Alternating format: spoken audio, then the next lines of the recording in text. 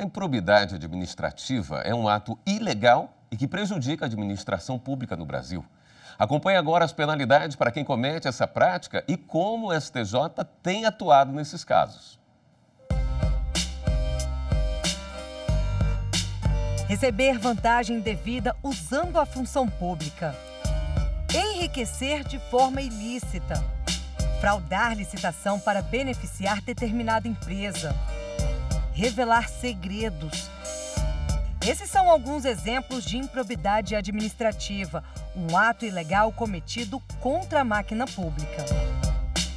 Qualquer conduta que você tente se beneficiar ilicitamente da administração pública para um proveito próprio, qualquer conduta que vise a bem da verdade, a desviar dinheiro público é improbidade. Então, basta você, na sua função administrativa, praticar um ato contrário aos princípios da administração pública, você já está praticando improbidade administrativa. Mas não é apenas servidor que comete improbidade administrativa. Ela pode ser praticada por qualquer pessoa que se beneficia da função pública, desde quem exerce o mais alto cargo até quem já saiu do órgão. O conceito do sujeito ativo é um agente público. E nesse conceito de agente público ele é mais amplo.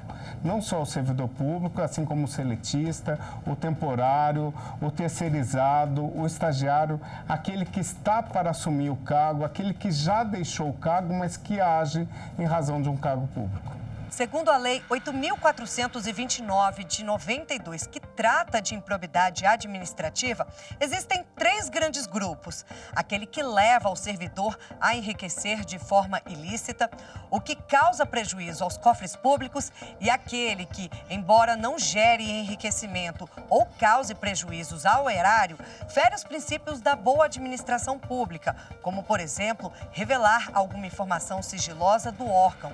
As penas são as seguintes: perda da função pública, ressarcimento ao erário, indisponibilidade dos bens, pagamento de multa, proibição de contratar com o poder público ou receber benefícios ou incentivos fiscais e suspensão dos direitos políticos.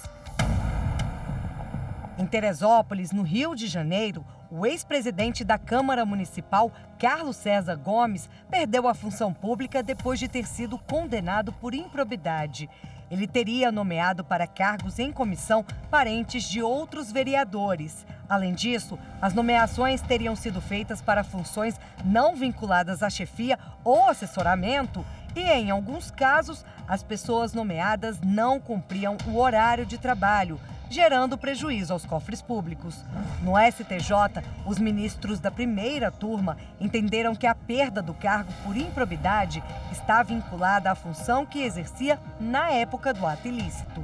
Outro exemplo de condenação por improbidade julgado pelos ministros do STJ envolveu o ex-prefeito de Upanema, no Rio Grande do Norte, Jorge Luiz Costa de Oliveira, e de uma empresária. Os dois fraudaram licitações. Eles tiveram suspensos os direitos políticos e foram condenados em primeira instância ao pagamento de multa no valor de R$46 mil cada um por dano ao erário. O Tribunal Regional Federal da 5ª Região concluiu que a lei de licitações foi violada, mas não aplicou a pena correspondente à lesão aos cofres públicos.